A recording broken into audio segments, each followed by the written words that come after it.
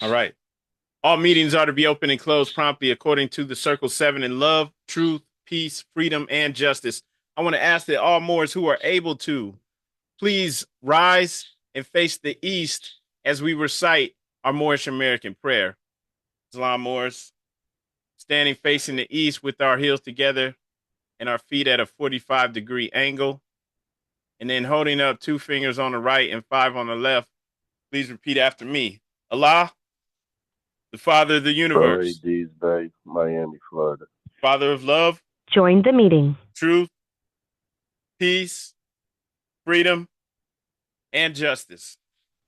Allah is my protector, my guide, and my salvation by night and by day through his holy prophet, Drew Ali. Amen. Islam Moors. All right, Moors, I want to announce that this meeting is now open. This is the Moorish Science Temple of America, Temple 30, Columbus, Ohio. First and foremost, here we always rise, giving the highest of praise to our Creator, the Most High, our Father, God Allah. Extending honors to our divine prophet, Noble Drew Ali, for bringing us our divine creed and nationality so that we may learn to love instead of hate. Also extending honors to the forerunner to the prophet, our brother, Marcus Mosiah Garvey, for preparing the way for purity and love. Extending honors also to the, extending honors also to the Moorish and the American flags, and extending honors to the Charter and its 10 wonders. Also extending honors to the first appointed Supreme Grand Sheikh, appointed by Prophet Noble Drew Ali, and that is Brother E. Millie Ill. We extend honors also to all members, all the faithful members of the Moorish Science Temple of America, and also extending honors to the office of Supreme Grand Sheikh and Supreme Grand Council of the Moorish Science Temple of America, Islam Moors. And now we're going to read our divine constitution and bylaws.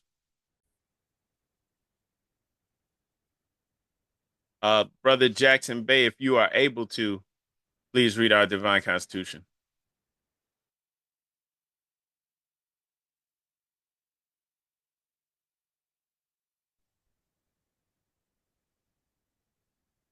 Islam Grand Sheikh, I rise giving all praise to Allah, honor to the Prophet Drew Ali, honor to the forefathers and foremothers, and honor to Asiatic nations and the Muslims all over the world. Salvation, Allah, unity, the Moorish Science Temple of America, the Divine Constitution and bylaws.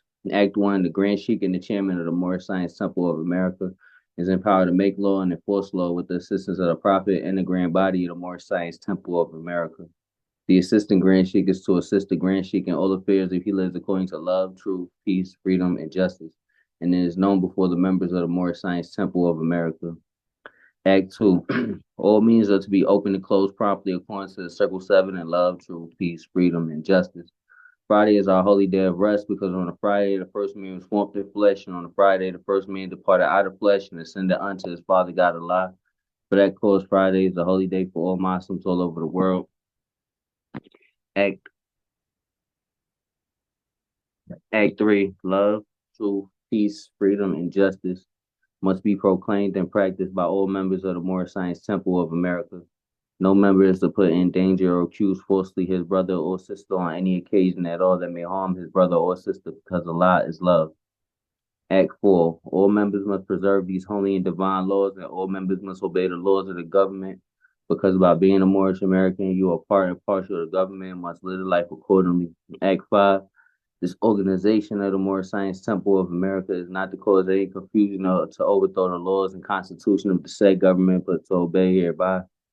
Act 6, with us, all members must proclaim their nationality, and we are teaching our people their nationality and their divine creed, that they may know that they are part and parcel of this said government, and know that they are not Negroes, colored folks, black people, or Ethiopians, because these names were given to slaves by slaveholders in 1779 and lasted until 1865 during the time of slavery.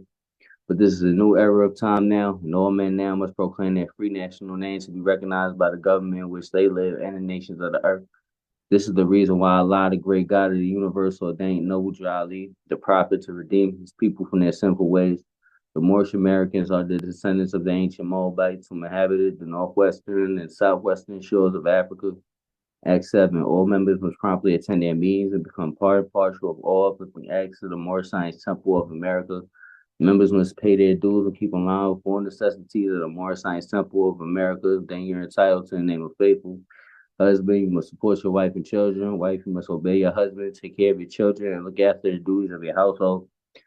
Sons and daughters must obey father and mother and be industrious and become part of the uplifting of fallen humanity. All Moorish Americans must keep their hearts and minds pure with love and their bodies clean with water. This divine covenant from your holy prophet, Noble Drew Ali, through the gods of his father, God Allah, Noble Drew Ali, founder, Moorish American prayer.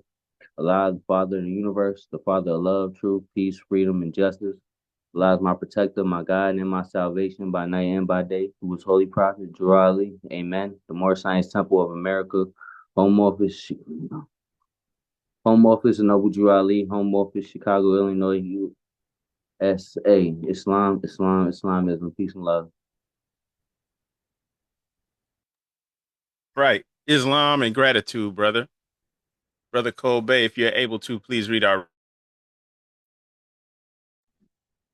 Islam, Grand Sheikh. Arise and give praise to the great God Allah. Rise, give honor to the Prophet Noble Drew Ali. Rise, give honor to the four Marcus Messiah Garvey. Rise, give honors. Rise, give honors to all ills and bays, all Muslims on the call and on the planet. To be proclaimed in every meeting. Islam. I'm glad to know I have a few faithful Moors among you all, and I desire for them to know the truth and the divine truth. There's a host of jealousy about me and the movement now by the same people of our side of the nation that claimed that I was a joke and unreal. But now, since they found out from the government officials and the nations of the earth that this is the only sole foundation that all Asiatics must depend upon for their earthly salvation as American citizens, they are working every scheme that they can to disqualify me so they may take charge of the situation. I have notified all these things to you long ago in the past. It is through the faithful Moors that attribute to the movement and uplifting funds. The ones that pay their divine respects to me and the movement will be remembered. That is why I'm calling upon all faithful Moors to increase their faithfulness to me, your prophet, and your divine Moorish movement. I need finance, and I need it badly. Never before have I need finance so badly as I do at present, so I can shove aside the discord that is facing the nation. It all comes through jealousy because of my fame and nobility. The nations of the world will not recognize the movement without I, the prophet, being head. It has been proven by my works which I have performed in the past few years. Prophet, Noble Drew Ali. To the members of the Moorish Science Temple of America, Islam. This is instruction from your prophet, Noble Drew Ali. Be faithful unto your forefather divine and national creed, that you will be blessed for your good deeds that you sow in the flesh. Allah is the one that judges the world, and his judgment is on now, but the weak can comprehend it not. The end of times are drawing near, so says Allah to his divine prophet, I Noble Drew Ali, and that is why many hearts have turned to stone, many have eyes to see but cannot see, ears to hear but cannot hear, lest they'll be confounded of their sins.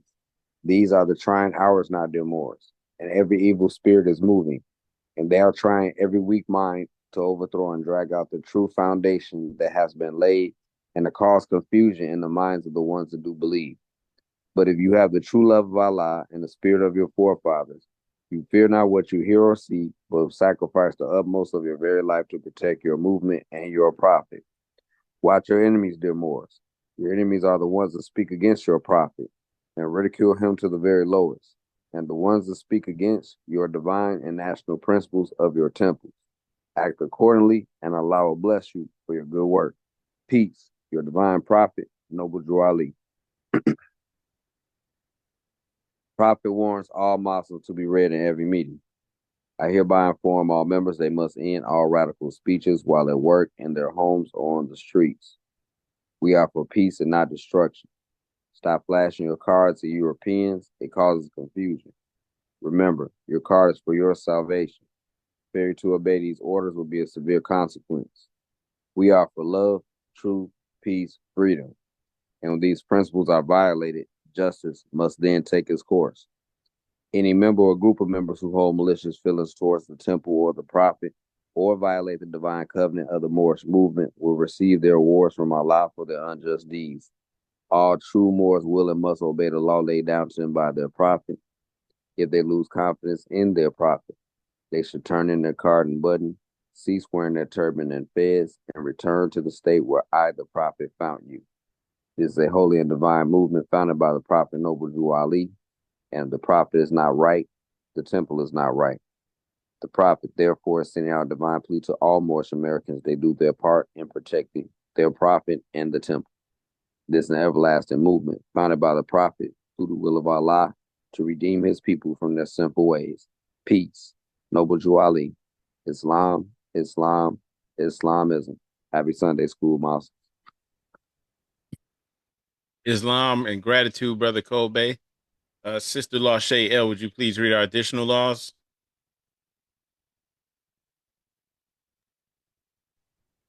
Islam. I rise and give all praise to the great Father God Allah, and give honors to the Prophet Noble Drew Ali, give honors to Marcus Messiah Garvey, the forerunner to the Prophet. I give honors to all Muslims in attendance and all Muslims around the world. Questionnaire and additional laws for the Moorish Americans by the Prophet Noble Drew Ali. Act 1. Grand Sheikhs and governors and heads of all temples, all business. Each said temple must be approved by the Prophet Noble Drew Ali.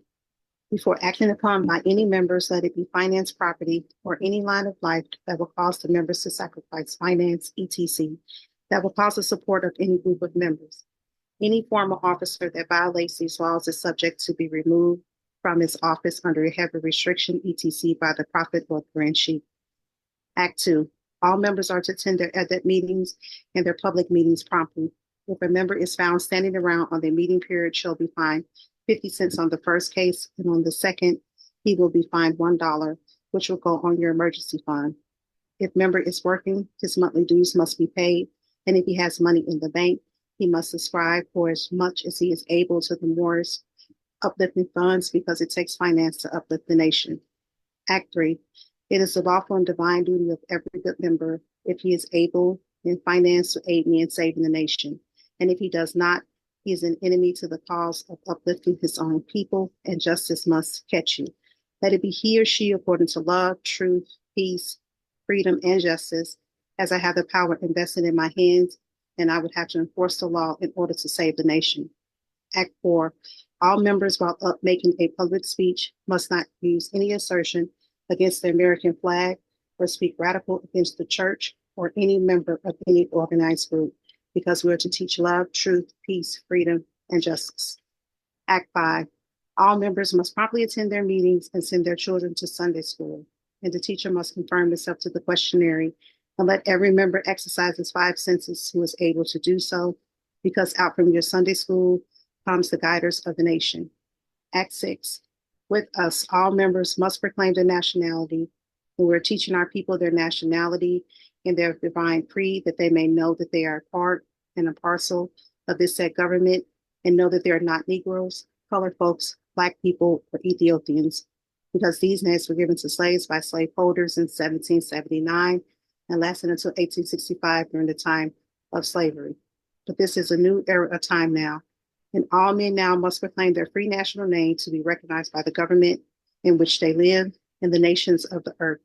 This is the reason why Allah, the great God of the universe, ordained Noble Drew Ali, the Prophet, to redeem his people from their sinful ways. The Moorish Americans are the descendants of the ancient Moabites who inhabited the northwestern and southwestern shores of Africa. Act 7. All members must promptly attend their meetings and become a part and a parcel of all uplifting acts of the Moorish Science Temple.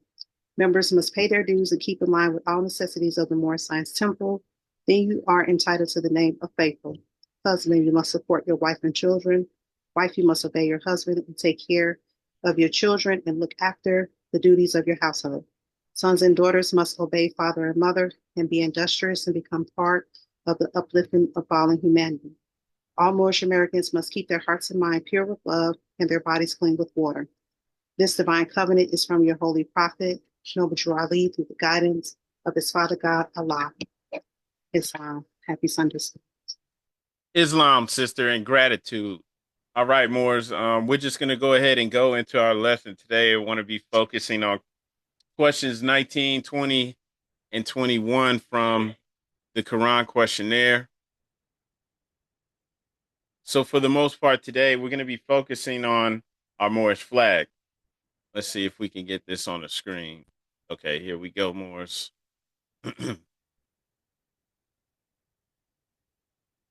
So yeah, as I was just saying, we're going to just be focusing on questions 19 through 21, and just want to make sure that we all have a deep understanding of the significance of the Moorish flag, understand the symbolism, and then understand why we have an ancient history, right?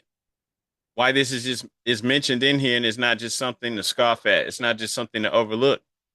Um, there are Moors who've been, I guess you could say, in this movement for decades that you would think love the prophet, but they scoff at it. They don't have any confidence in this. So I'm going to speak on this, right? And make sure I want us to understand. I want us to have confidence and be able to stand tall and in our understanding, right? Standing on that solid rock of salvation, not shaky in quicksand. Okay. So let's go ahead and go in.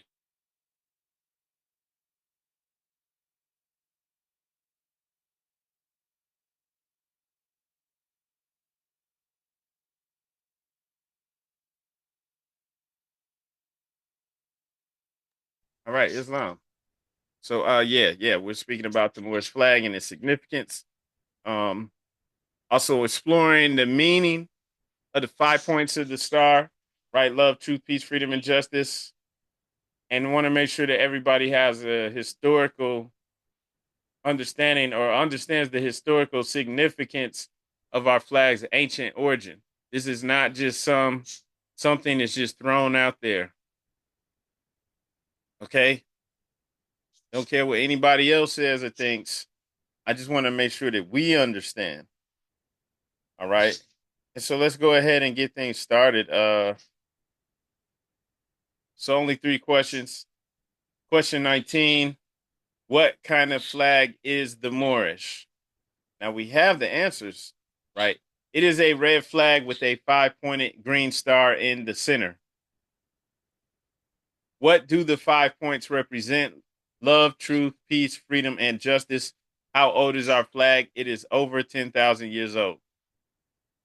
All right. So this is something definitely all the Moorish children, young adults, no matter how old or young you are, please pay attention because nobody else is going to explain this to you. Nobody else is trying to teach you anything about this.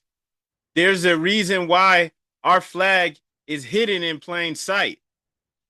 And yes, if you're young and you're doing whatever, you're on video games or whatever, you should stop. Listening to music right now or playing games or doing something else, you should stop and just calm down and listen to this for a second. It's okay to be serious for just a few minutes. Talking to everyone, my household, your household, everyone.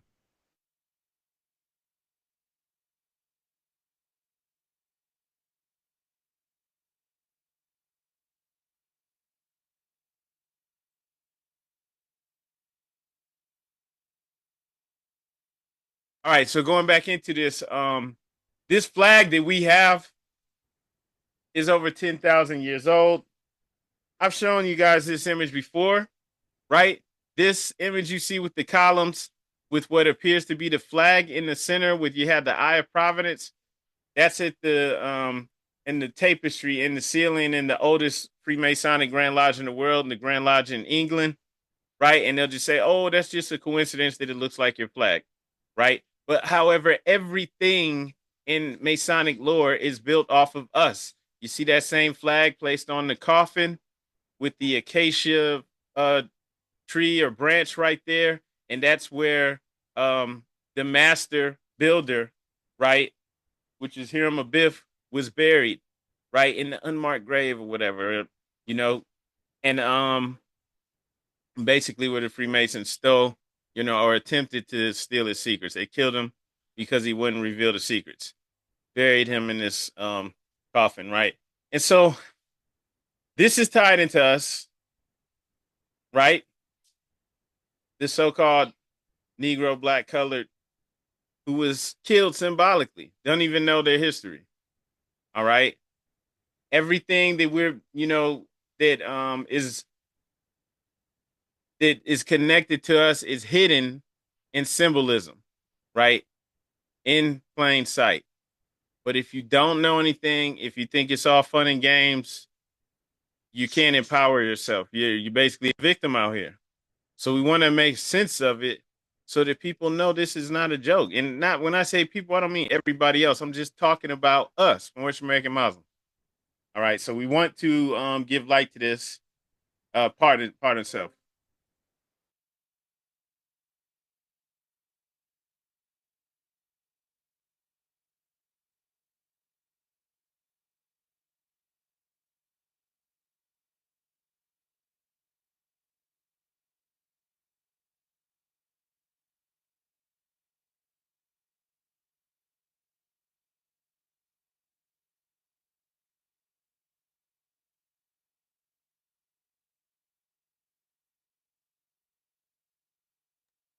All right.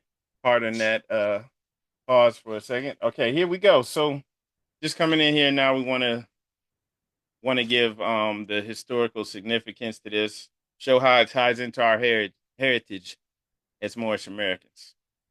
Okay, so we have the three questions. Want to just put the flag up here for us on the screen while we talk. Okay.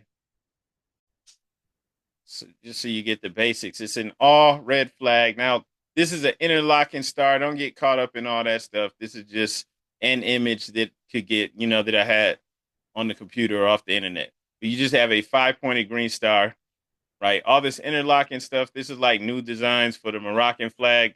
We just have a plain star. We don't have all that stuff going on. It's just a plain green star with a all red background. Okay. Now, first off, let's just start with the basics. You have the color red. Red has a historical and it has a cultural significance. The color red has deep historical and cultural significance, and it goes across many different ancient civilizations. So when we're looking in the context of the Moorish flag, red can symbolize several things because historically, red has always been associated with starting off with power. It's always associated with power, with vitality, and with protection. And then in many cultures, it also represents a life force. Why would it represent a life force? The blood, right? Obviously, because of the blood. So it represents the life force, courage, and the bloodline that connects us to our ancestors. And so in that Moorish flag, you have that red background. It serves as the reminder, right, of our strength, the enduring strength, and the resilience of the Moorish people, no matter where we've been in the world, no matter what names we use, right? Nothing can take us away from the bloodline. And then it also calls to mind the blood that ties us, that unites us. And this is what the prophet did, right, with the uniting of Asia. This is why we're protected when we come into our divine principles and stand on who we are. We're protected from the foolish rhetoric that is being pushed on the internet and from people even within our community. Now it's people trying to push Moors against, our people, whatever they call us, African Americans, whatever they call themselves, trying to push us against Jamaicans, us against Africans, right? Just foolishness. Trying to push men against women. But if we stand on our divine principles, right, we don't go along with any of that. We recall the ties that bind us to each other. And we have these ties, right, with everyone throughout the Americas and throughout most of the world. Why? Because most of the people in the world are Asiatics. So we actually have blood ties, bonds, or they bind us together. So that's important to remember, even if it's just something that you use, personally to know not to get caught up in any rhetoric or anything pushing division, right? We don't get caught up in that stuff. And then just that red, just simply the red. Sometimes, with our people, just the red by itself was used to symbolize our flag. And this has been seen throughout history. I'm gonna show some examples. Get some examples up here. Just the all red flag. And even with the Moors here in the Americas, right? You have this old painting showing the Yamasee War, 1715, and the so-called Indians there, very dark-skinned, looking like they have turbans and feathers on. You actually can see, looks like a turban with a feather in it and a fez, and they're flying the all red flag. And this isn't something from the internet that's fake, because they later had control of a certain portion in southern Florida, and the Europeans referred to it as Fort Negro. And they described in Fort Negro how they flew the all red flag. Fort Negro, people that look like this wearing fezzes and turbans, okay, were flying the all red flag. So this is not a joke. It's not a joke at all.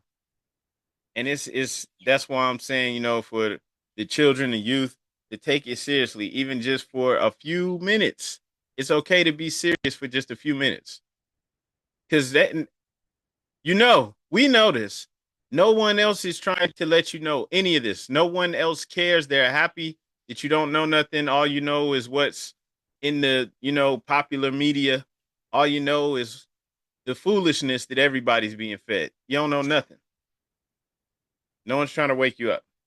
So that was just speaking on that red. So the red has actually been flown in the all red flag, right? That red has meaning, ties us into the bloodline, represents the unity that we're all supposed to have, right? We're all supposed to be bonded by. And it's something that's being used, across the world by Moors, by Moorish people. So this is not something that the Prophet Noble Drew Ali just made up, right? Let me just be doing something out here just to keep busy. No, this is very real. Okay, and then going into the green star at the center. So you got the 5-pointed green star at the center of the Moorish flag. Each point then represents one of our 5 core principles. This is our philosophy, our way of looking at things. This is unique to us. We have our own way. We have our own custom and culture. So it doesn't matter what anyone else says a 5-pointed star means. This is what our prophet of Allah revealed to us. The 5 core principles, the highest principles known to man: love, truth, peace, freedom, and justice. Right?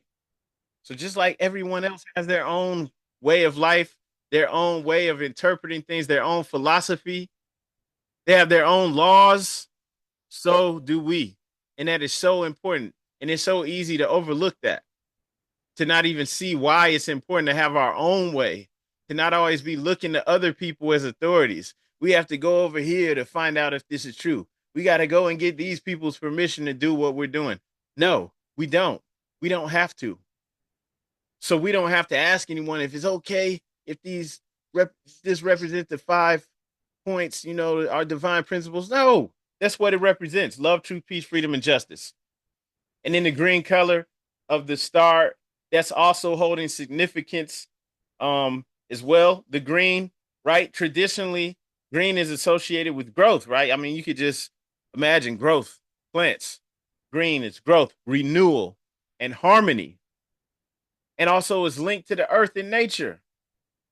And as far as us, as far as humans, having this as a part of our flag, that's a connection. That shows, or that symbolizes our connection to our natural world and to the cycles of life. Don't we measure, time in cycle ages? We're connected to it. It's a part of our nature. It's a part of our everything, our government, everything.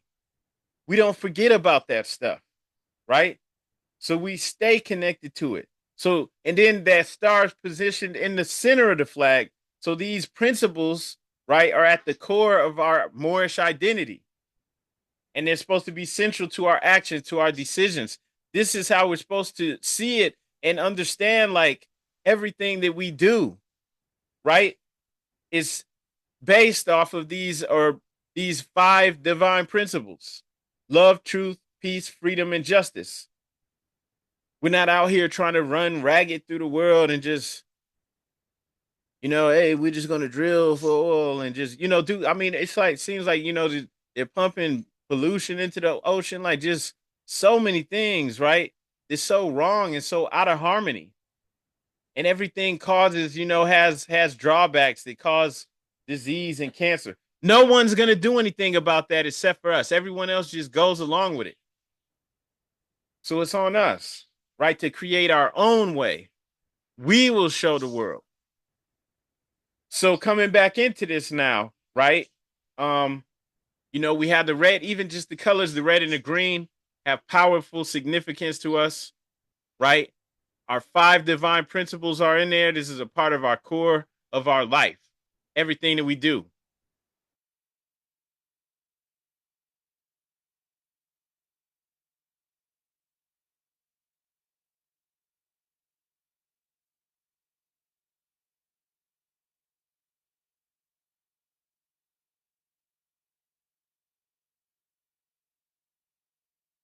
All right. And so, I wanted to speak on that briefly, but, before we move on, right? If anybody would like to share what the flag means to them personally, please, feel free to speak. Let's go ahead and I'll go ahead and yield the floor. Just, share your thoughts. Islam.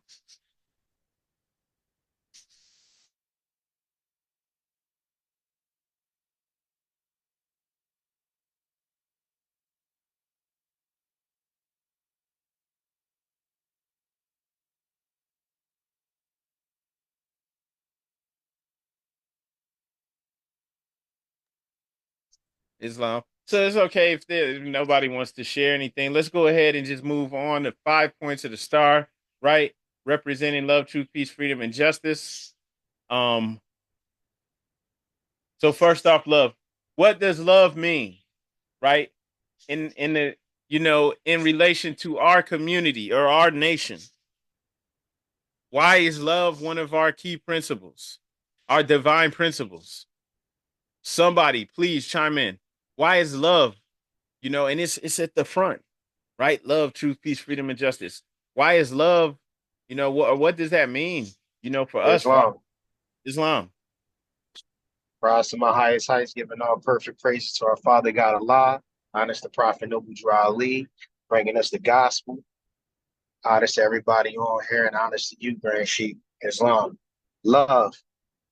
Prophet Noble Drew Ali was sent here to teach us to learn how to love instead of hate.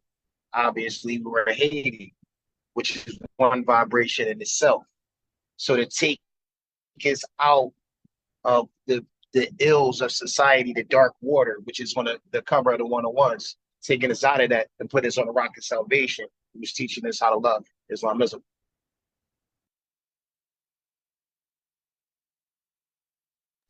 Heart and self, Islam, brother, and gratitude for speaking. Definitely in agreement, man. So moving on to truth. How do we seek and uphold truth in our daily lives? What does that even mean? Like, why is truth in there as well? Islam. I rise and give the highest praise to great God Allah. I'm so talking over to our lead. I'm to the full and marks of our God, our Lord from the call. Truth is what, as far as our creed, what we live on. We're supposed to be enamored with the truth. The truth is our light in the path that what we, as far as more, seek and go for and through. That's why I'm on the floor. Islam, brother. Islam and gratitude. Definitely. So truth, it's a key, part of who we are, our religion, everything that we stand on, right? Like the brother saying. So, truth is art. Art is everything. Art is Allah. And it's truth that will set you free, right? This is taught to us. This is revealed to us and explained to us and shown to us. Shown to us in the works of Jesus and also in the works that the prophet accomplished during his lifetime, right? So that we understand how to apply it in our own lives. right? Because our truth is our true nature. So in truth, in reality, truth is the only thing that exists. Man is neither the body nor the soul, right? We're spirit and one with Allah. So this truth is what will set us free, our true nature. The thing that we thought we were was just that ego, that carnal self, that lower self, and that's falsehood. So everything after that is revealing the truth of our true nature so that we can understand who we are and stand on it, right? Now it's revealed that this thing that we thought we are, that was just Lucifer, Satan, devil, dragon, and beast. That all it's doing is causing havoc in the world, right? It breeds everything that harms. It's going to and fro the earth seeking whom it may devour. And in understanding this truth and truly applying it in our lives now, we come into salvation. We cannot be tricked or fooled by the trinkets that are thrown at us by society. Nothing can sidestep us or sidetrack us and get us off of our mission. We have to remember that. Nothing can sidetrack us. All right. Peace, right? Also key, important, divine principle. What are some of the actions we can take to foster peace, not just with others, but also within ourselves?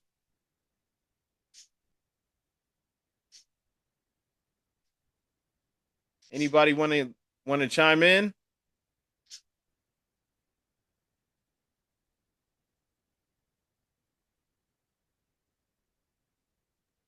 Islam, I would say peace is us as North Americans as far as our creed is the in and outside of the higher self.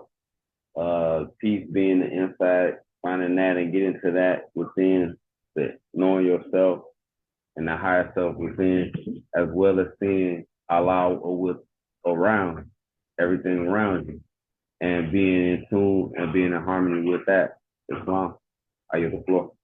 Islam, brother. So recognizing Allah in everything around us. This is ultimately what we want to do, and also working on ourselves to make sure that our thoughts, deeds, and actions line up with our divine principles, right? Making sure that the things that we're doing fall within the bounds of righteousness, right? And that's how we ensure, that we're fostering peace, not only with others, but with ourselves as well. All right. And in freedom, what because we even really know what freedom looks like? Do we truly know what freedom looks like? Especially if we didn't know our true nature.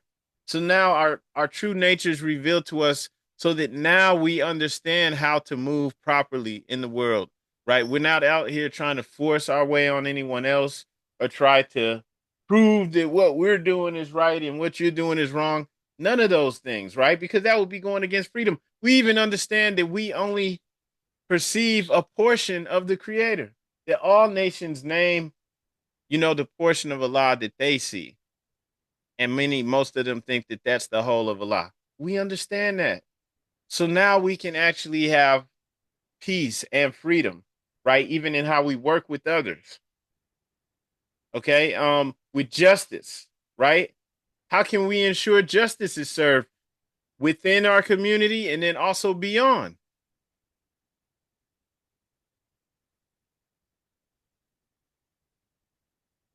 How can we ensure this? Islam, I think, by looking at our 12 steps and representing what Jesus is to us in North America. Islam, I use the floor. Islam, brother. So, once again, as the brother saying, we're using that 12-step ladder, to make sure that we're doing the work to unfold our higher self, right? And there's only one truth, and that's Allah. At the end of the day, truth is art, right? Our true nature is to be the higher self, to be spirit and one with Allah, right? We understand that man is truth and falsehood strangely mixed. So now we're doing the work to make sure our thoughts are coming from on high. And this is a way to ensure justice is not only served within our community, but also in dealing with others, because our thoughts are emanating from on high. We're not doing this just to get over. No longer, right? Now we're actually coming from love, coming from, the higher self. And so, I would ask you all just to think about that, to make sure that, we look at this and apply this into our own lives. Like, even if you just choose one of the 5 points, right? To maybe next week, to share some examples of how you apply those principles in your life, because we want to be making progress, Morris. We don't want to just come here to listen to this every now and then. We want to actually be making progress in our lives. And sometimes things happen and we're making progress and we're not taking note of it. So we're not even seeing it, you know? But I want you to, like, at least over the next week, just look at how you conduct yourself and see how even just one of these 5 points, love, truth, peace, freedom, and justice, just show how doing your best to, to live by these principles, applying these principles in your life, how it's affecting you, right? I'd love to talk about that next Sunday. All right. So then let's move on to the age of our flag, right? So our flag, how old is our flag? It is over 10,000 years old. So how do we even go into approaching this, right? This concept of having a flag that's over 10,000 years old,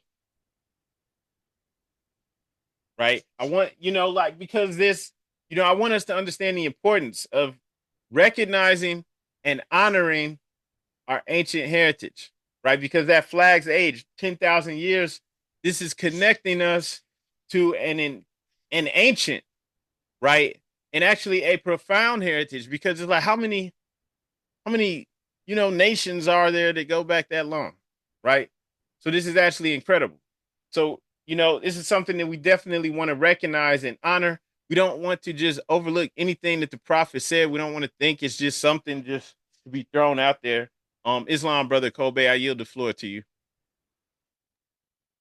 I just wanted to camel back on that with the age of the flag being 10,000 years old. When the prophet was saying in the literature about the Egyptians and who we are as Moorish Americans and the land that was given the far northwest side, and what we were doing for the Egyptians as far as building pyramid buildings. That's where we are. And when you look at the dates of the pyramids, it kind of just gives you proof of it. The pyramids usually are around 5,000 to 10,000 years old. Ours being the oldest in the Western Hemisphere where we're at. So it kind of gives you proof a little bit to the flag being 10,000 years old of a civilization that's building pyramids that we can't even build today. Like the houses we can't build today don't even stand 20, 30 years. Islam, I use the floor. Islam, brother, Islam, gratitude, definitely. So, we see that these same type of structures, like the pyramids, some of the different ancient temples, that are built in other parts of the world, right? They're also here in the Americas, right? And as Moorish Americans, we're actually tied back into that. Okay. I've shown this before, but just, you have this relic, from ancient Mexico, right? And it's saying late classic period, I don't know if that's 600 through 800 BC. I guess BC. So that would make this, nearly what, like nearly 3,000 years old, right? That's just one example, right? We'll have to get more context on that actually to know, why that pentagram was on that stone, carved in stone, right? But that's just, one possible example. But that, that wouldn't really hold up anywhere. That's flimsy. But, the prophet didn't just put that date out there 10,000 years for no reason. Okay. So we want to understand why that's in there. And I want to share some things with you, right? First off, just going back to um as the brother said, all right, where the prophet put us, or the people that he connected us to, right? So Brother Kobe touched on that. And if you look at the people that the prophet connected us to, this is why I keep stressing, like, we don't want to go away from the prophet. I don't know why there's so many Moors now. It's like running their mouths, talking about we not connected to Africa and saying all this stuff when the prophet never said that. But I'm telling you, Moors, is for a reason. The prophet connected us to something powerful that we have actual right to claim. All right. Now, we've spoken on this before with the Amarna tablets. They were written between the people that were living in Canaan and the Pharaoh of Egypt, just as it says in our holy book. And they were receiving permission from the Pharaoh of Egypt to come settle in that portion of his domain, which would have been the land west of Egypt. We're going to talk about that land west of Egypt briefly here. Okay. But if the prophet is saying that the Moabites, Hammatites, Canaanites who were driven out of the land of Canaan by Joshua received permission from the pharaohs to settle and inhabit in that portion of Egypt, right? And they later formed themselves kingdoms, and these kingdoms were called to this day Morocco, Algiers, Tunis, Tripoli, etc. And then later on, right, as described in chapter 47, that they even moved even further west, right, into North, South, Central America and the Atlantis Islands. And before the great earthquake, which caused the great Atlantic Ocean, or the Atlantis Ocean, right? So this is described to us, and that the people came from that land and went into the Americas, meaning maybe they possibly walked, or they just crossed the river into the Americas. We don't want to disconnect ourselves from that by just making stuff up. And I'm saying this is very important because we actually have relics here, which as a regular Black person, we have no connection to, because so-called Negroes were disconnected from the Moors, right? They have no tie to that. So when the Phoenician scripts are found throughout the Americas, like the Hanno stone or the Bourne stone in Massachusetts, where it's signed by Hanno, and it says, "By this I take claim."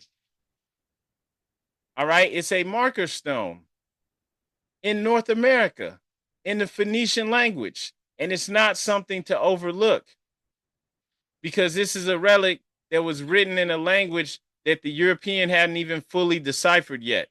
Now they know, oh, yes, that's actually how the Phoenicians would have written it. Okay, so it couldn't have been a fake. And so, and this is just going back into the flag being over, 10,000 years old. So we have a legal document, an ancient marker stone here, connecting us to what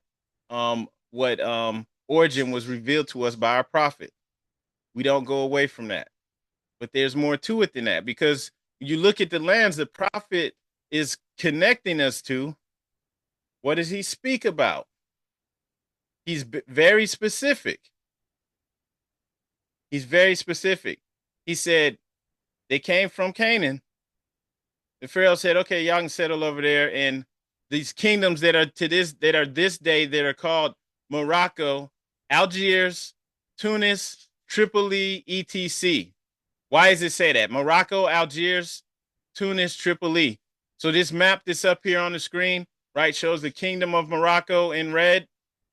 And then these other nations in pink: Tunisia, Algeria. Okay, Tripoli would have been like Libya, which is over here on the other side of Tunisia, right? Then you have down here in pink too, you have the kingdom of Mauritania right under Morocco. Now this stuff is called Western Sahara, but hey, kingdom of Mauritania, Mali, Senegal, Gambia, Guinea-Bissau. You know what all this is called? It's all called the Maghreb. It's all part of Morocco. Even though now they're their own nations, right? We can't go around talking crazy, but they're their own nations. But all of these were part of the Maghreb. Okay, and this is known and understood. The Maghreb pretty much goes up to Egypt. It stops I think it stops there, right? So it begins like at Libya, which is where Tripoli was, what the prophet's talking about, Tunisia, Algeria, Morocco, and then also, of course, Mauritania, because Mauritania literally means land of the Moors. Mauritania has the Atlas Mountains, right? King Atlas was the son of Poseidon. King Poseidon was the king of Atlantis. He had 10 sons. Atlas was like his eldest or his favorite. He gave Atlas the largest portion of land. He was located in Mauritania, right? That's why they named the Atlas Mountains after him. Okay. This is also where you have the Eye of the Sahara, which is a rock formation. This basically fits the description that Plato had in the Critias and Timaeus and Critias, where he's describing Atlantis, where it's an island in the center that's surrounded by outer rings of land and water, interchanging rings of land and water. And now you have that in the Eye of the Sahara, but that's in Mauritania, right? Mali, Senegal, Gambia, which, like I said, without even knowing your DNA, without even knowing your genealogy, you get a DNA test, a real DNA test that's actually like doing your matrilineal DNA. It's going to probably say Senegambia on there, Senegal and Gambia, right? Probably going to say Nigeria, probably going to have, and I'm saying because we do actually have connection to these people. Because at one point in time, our ancestors came from the land of Canaan and went and settled out here. And all of this was Morocco. Because all of this is the Maghreb. That's also why you wouldn't want to say, oh, those people, they're not the real Moroccans. They're not the real Algerians. No. They mixed in because we were bringing so many Europeans in at one point in time, enslaving them, and then interbreeding with them. That it lightened up the population. Some of them might have just been straight up Europeans that just converted to Islam. But even then, who they gonna mate with? Us. So we have ancestors that stayed in the area, and then you have the ones who crossed into the Americas. And the ones who crossed into the Americas, they're coming from Canaan. And that's why they had the Phoenician language found in Brazil. In Brazil, all the way in South America. Guess where else the Phoenician language is found? Throughout the Maghreb. Throughout the Maghreb. It's not necessarily found all over the world, but it is found throughout the Maghreb. It's found, of course, in Canaan, where they lived, right? It's found in Tunisia, where Carthage was, this whole area throughout the Maghreb, but it's also found over here in the Americas, because following that lineage that the prophet gave to us, our people literally came through here. The Pharaoh said, okay, y'all not going to settle right here in Egypt. You can settle over there west of Egypt. And that became these lands that are now today called this, right? So that stuff, even today, even though they have their own nations, their own system of government, right? It's still understood by those who know history that even Senegal is a part of the Maghreb. Mauritania, Algeria, Tunisia. And then when you go to those places, you can see it. All right. So didn't want to harp on that too long, but just wanted to explain that more. That's why we don't jump off the deep end. We stick with the prophet no matter what. I want to say one other thing about sticking with the prophet no matter what, because with the flag, right? Red flag, 5-pointed green star. That's not good enough for some people. Some people say, well, other nations fly that flag, so we need to create our own flag. And no disrespect to the brother who created his own flags. He's not the only one. There's several Moors who created their own flag. They're like, well, we got these other nations, like Morocco flies that flag. That's too confusing. Well, guess what? The prophet was flying that red flag with the 5-pointed green star when Morocco was not flying it yet. They weren't flying it. We don't have to change that. We don't need anybody's permission to fly that flag. It is our flag. It is the Moorish flag. You know what was going on while the prophet was heavy on the scene? Morocco had its last sultan, right? Same point in time while the prophet is trying to reestablish our kingdom here, Morocco's trying to establish theirs too, trying to get their independence from France, either France or Spain. I think they might have been actually fighting both of them. Okay? And they're trying to establish themselves there, just as we're trying to establish ourselves here. There's no reason to go against the prophet at all. Also, don't try to disconnect yourself from the Moors over there or the Moorish over there. Okay? So one other thing, just sticking back to that, why we stick to the prophet. So the prophet said we had a red flag with a 5-pointed green star. You guys know they have a color called Indian red, right? They used to have the crayons would say Indian red. Now they just say chestnut or something like that. Okay. So Indian red, it's almost the same color as our fezzes, but Indian red is also Morocco red. It's the same color, literally. Now, it's not the same color red as our flag, but I'm just sharing this because somebody knows something. We're not the ones just making up all the colors. I mean, I'm sure some of us paint and do things and maybe are involved in that process, but come on, somebody is doing this. Morocco red is a rich ember brown, right? And it's called Morocco red. Okay, but guess what? It's the same thing as the so-called Indian red. So somebody knows something. We're not changing what the prophet said. If we have an all red flag with a 5-pointed green star in the middle, I'm not changing it.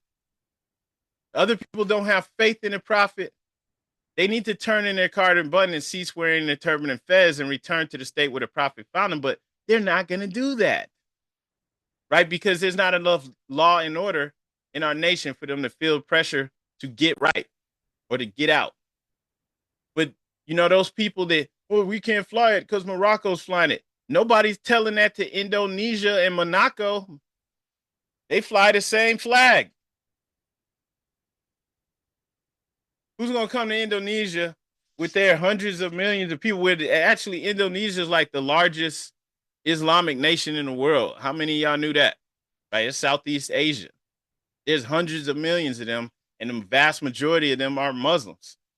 Who's going to come to them and say, no, y'all can't fly this? Monaco has the same flag, or vice versa.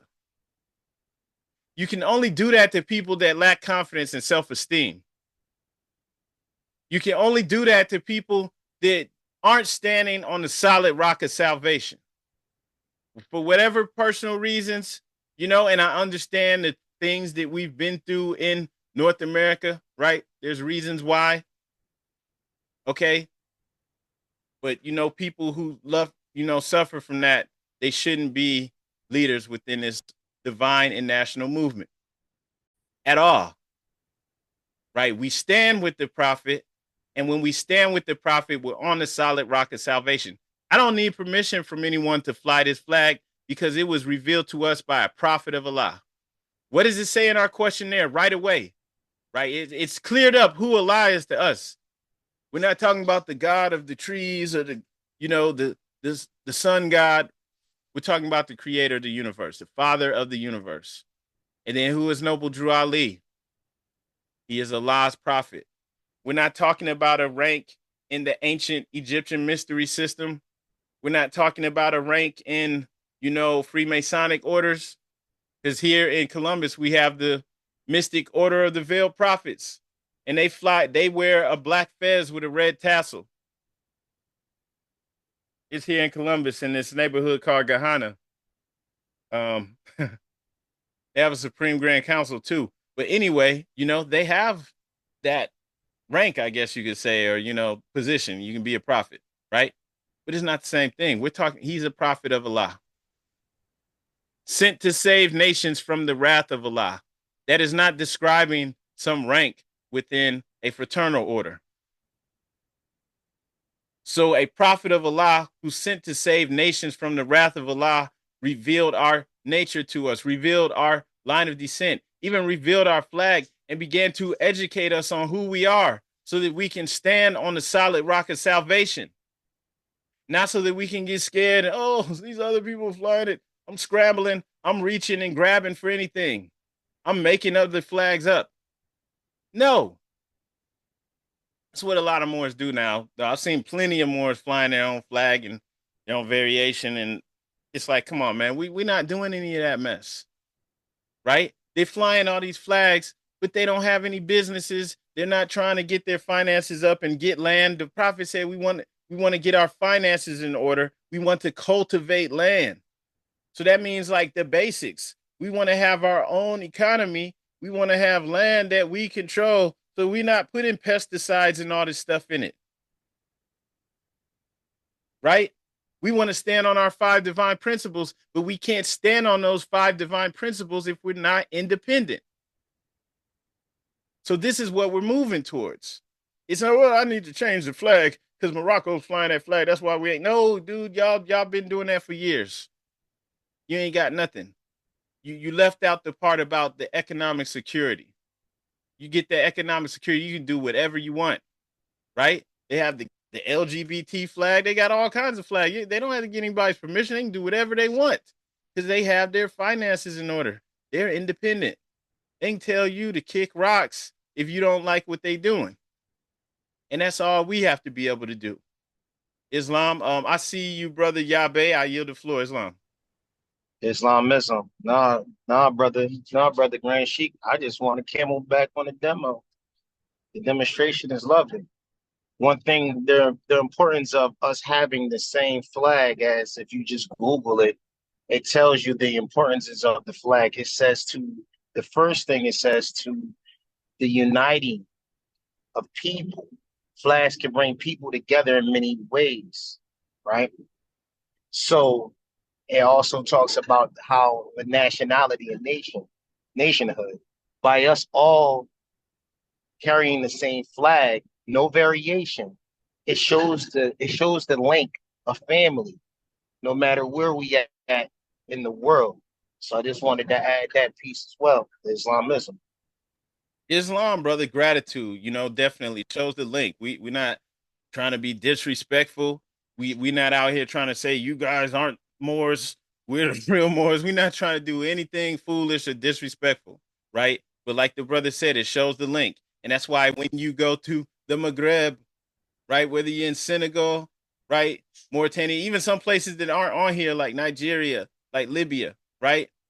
When you're there, you can see the relics there that the ancient Phoenicians were in those parts, and the other Canaanites that came from that land where the prophet said we came from. They settled and created those areas, right?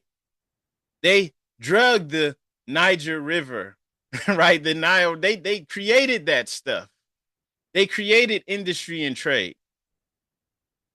Okay? So you remember this map showing the greater Maghreb, and then remember that we settled there at one point in time, but we kept it moving. Before the earthquake caused the Atlantic Ocean, our ancestors came from out here, from the Maghreb. They came to Canaan, went into there, and then they kept it moving. They went on into the Americas that you see, like you can see right here in this map.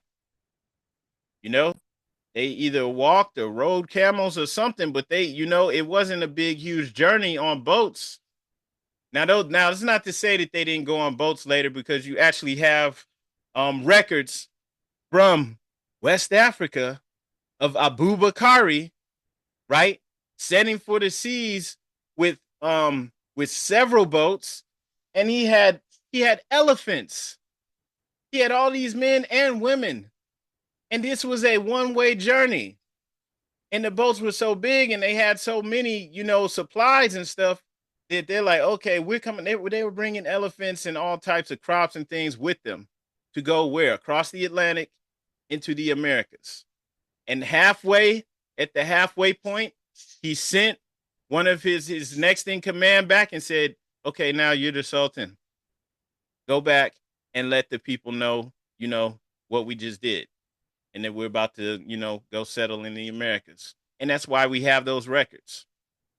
Right. And those records are coming from West Africa. So that means even after the Atlantic Ocean was formed, Moors were still coming over here. That means possibly trade was taking place.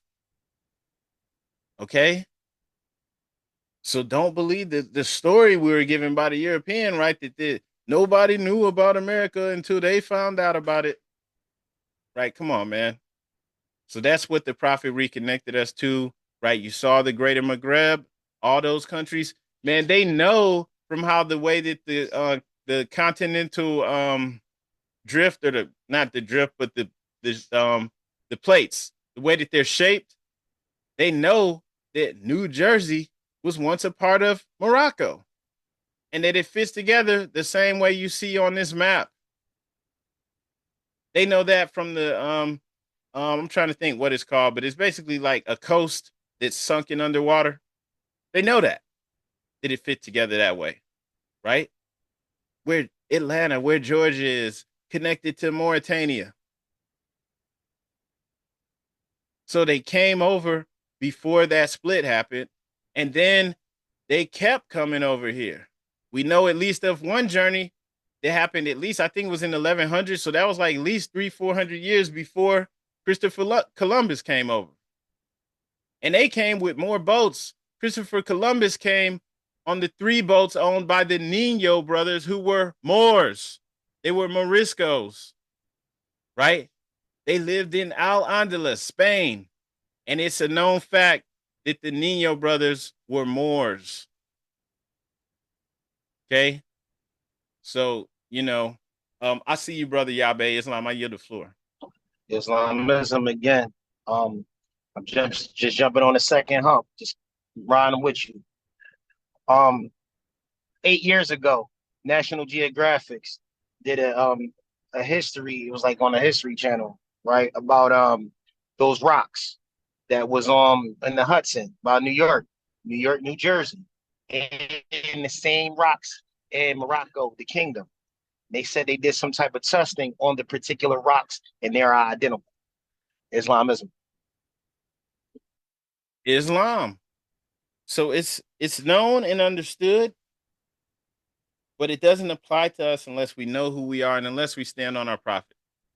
Right? We don't have to freestyle. I mean, I don't want to discourage, free thought and looking at things with an open mind. I'm just saying we don't have to reinvent the whole entire wheel.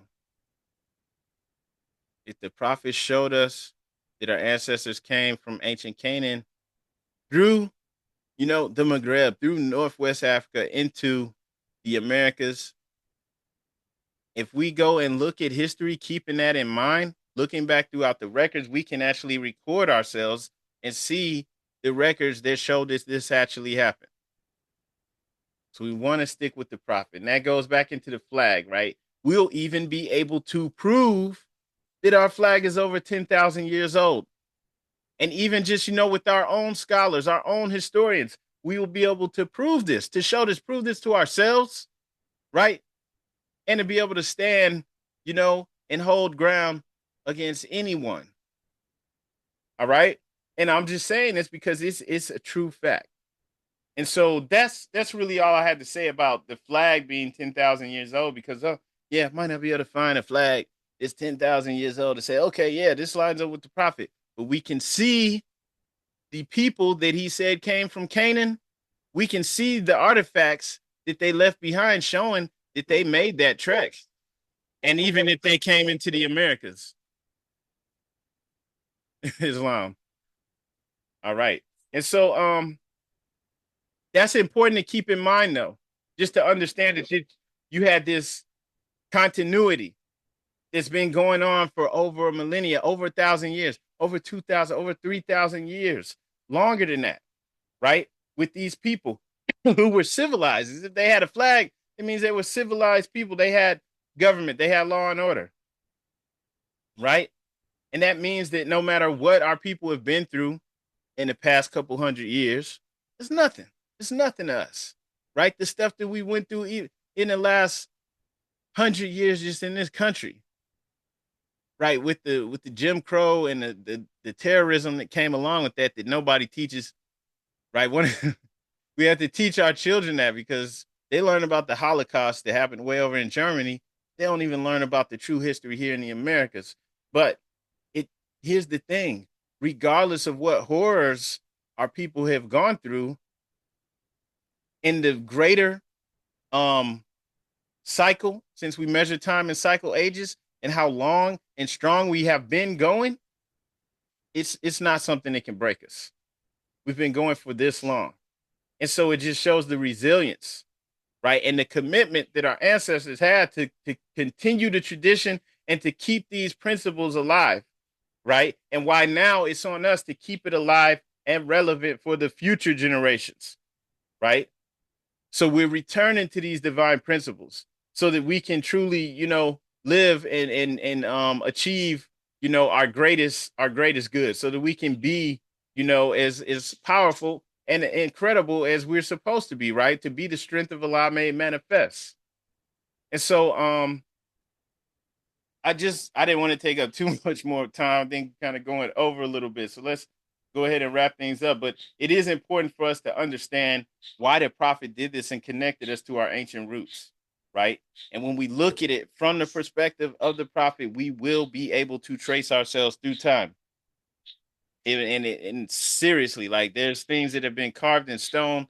There's things that can't be faked that connect us.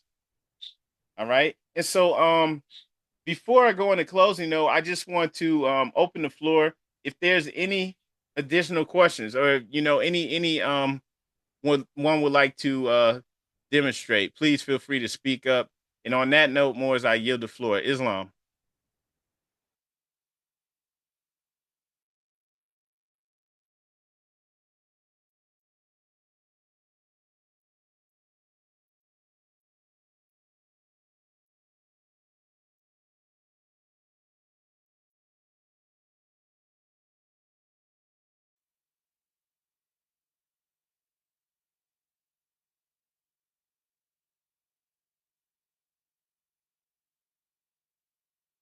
Okay, if there's no further questions or comments, we're going to go ahead and go into the closing of the meeting. Let's go ahead and read our divine warning. Hang on, Morris.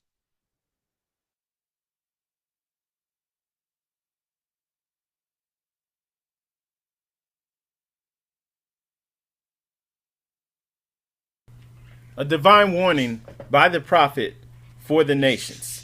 The citizens of all free national governments, according to their national constitution, are all of one family bearing one free national name.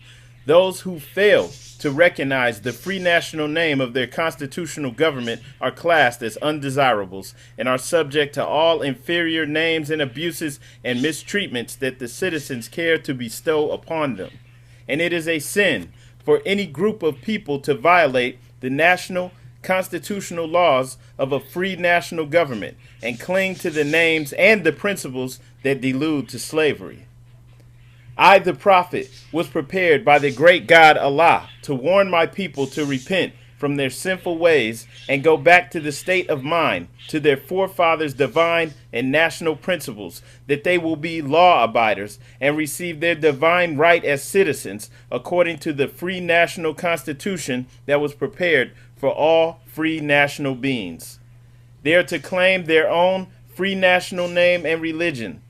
There is but one issue for them to be recognized by this government and of the earth, and it comes only through the connection of the Moorish divine national movement, which is incorporated in this government and recognized by all other nations of the world. And through it, they and their children can receive their divine rights unmolested by other citizens, that they can cast a free national ballot at the polls under the free national constitution of the state's government, and not under a granted privilege, as has been the existing condition for many generations.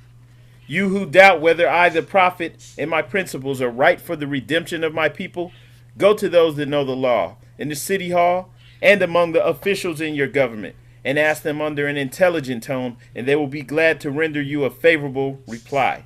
For they are glad to see me bring you out of darkness into light. Money doesn't make the man. It is free national standards and power that makes a man and a nation. The wealth of all national governments, gold and silver and commerce, belong to the citizens alone. And without your national citizenship, by name and principles, you have no true wealth.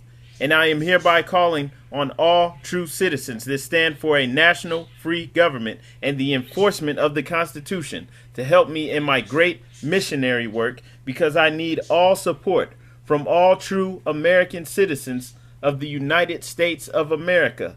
Help me to save my people who have fallen from the constitutional laws of the government. I am depending on your support to get them back to the constitutional fold again, that they will learn to love instead of hate, and will live according to love, truth, peace, freedom, and justice, supporting our free national Constitution of the United States of America. I love my people, and I desire their unity and mine back to their own free national and divine standard, because day by day they have been violating the national and constitutional laws of their government by claiming names and principles that are unconstitutional. If Italians, Greeks, English, Chinese, Japanese, Turks, and Arabians are forced to proclaim their free national name and religion before the constitutional government of the United States of America, it is no more than right that the law should be enforced upon all other American citizens alike. In all other governments, when a man is born and raised there and asks for his national descent name, and if he fails to give it, he is misused, imprisoned, or exiled. Any group of people that fail to answer up to the constitutional standards of law by name and principles, because to be a citizen of any government, you must claim your national descent name, because they place their trust upon issue and names formed by their forefathers.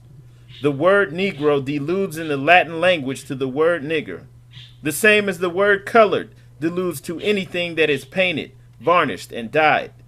And every nation must bear a national descent name of their forefathers, because honoring thy fathers and thy mothers, your days will be lengthened upon this earth. These names have never been recognized by any true American citizens of this day. Through your free national name, you are known and recognized by all nations of the earth that are recognized by said national government in which they live. The 14th and 15th Amendments brought the North and South in unit, placing the Southerners, who were at that time without power, with the constitutional body of power. And at that time, 1865, the free national constitutional law that was in force since 1774 declared all men equal and free. And if all men are declared by the free national constitution to be free and equal, since that constitution has never been changed, there is no need for the application of the 14th and 15th Amendments for the salvation of our people and citizens. So, there isn't but one supreme issue for my people to use to redeem that which was lost, and that is through the above statements. Then the lion and the lamb can lie down together in yonder hills, and neither will be harmed, because love, truth, peace, freedom, and justice will be reigning in this land.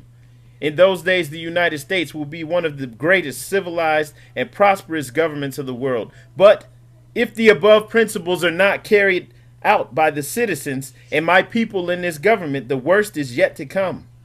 Because the great God of the universe is not pleased with the works that are being performed in North America by my people, and this great sin must be removed from the land to save it from enormous earthquakes, disease, etc. And I, the prophet, do hear and believe that this administration of the government, being more wisely prepared by more genius citizens that believe in their free national constitution and laws, and through the help of such classes of citizens, I, the prophet, truly believe that my people will find the true and divine way of their forefathers and learn to stop serving carnal customs and merely ideas of man that have never done them any good but have always harmed them. So I, the prophet, am hereby calling aloud with the divine plea to all true American citizens to help me to remove this great sin which has been committed and is being practiced by my people in the United States of America, because they know it is not the true and divine way, and without understanding they have fallen from the true light into utter darkness of sin. And there is not a nation on earth today that will recognize them socially, religiously, politically, or economically, etc., in their present condition of their endeavorment in which they themselves try to force upon a civilized world. They will not refrain from their sinful ways of action, and their deeds have brought Jim Crowism, segregation, and everything that brings harm to human beings on earth. And they fought the Southerner for all these great misuses, but I have traveled in the South and have examined conditions there, and it is the works of my people continuously practicing the things which bring dishonor, disgrace, and disrespect to any nation that lives the life. And I am hereby calling on all true American citizens for moral support and finance to help me in my great missionary work to bring my people out of darkness into marvelous light. From the Prophet. All right, Islam Wars, we stick with the Prophet over here. In closing, I just want to ask, especially for mainly for the youth, for the children, to create some artwork, like make a drawing that represents one of the 5 points of the star, right? So either love, truth, peace, freedom, or justice. Just make a artwork, right, that represents one of the 5 points of the star, and show how you use it in your life. One of those 5 principles. All right. And that would be so awesome if you can do that, children. And we could definitely we will share it on the Facebook page and recognize you. So we'd love to see that from the children out here. Possibly by next Sunday. That would be great. Also just wanted to remind you, Moors, I would love for us to meet at the Miamisburg Mound, looking at the 15th. I think last time I said the 8th, but if possible, the 15th, that Sunday, Miamisburg Mound. I'll share that in the Facebook group as well. And then on that note, Morris, let's go ahead and close things out. I am just want to ask briefly for those who would like to assist us in the great work of uplifting fallen humanity. Make sure to go to our website, MoorishAmericans.com. and send a donation to our temple. You can just scroll down to the bottom and click that donate button to send a donation. Then for anyone who has any questions or would like to inquire about joining and proclaiming your nationality, also use the contact button on the website to reach out to us. All right. And on that note, all meetings are to be opened and closed promptly according to the Circle 7 in love, truth, peace, freedom, and justice. I want to ask everyone who is able to please rise and face the east for the closing prayer.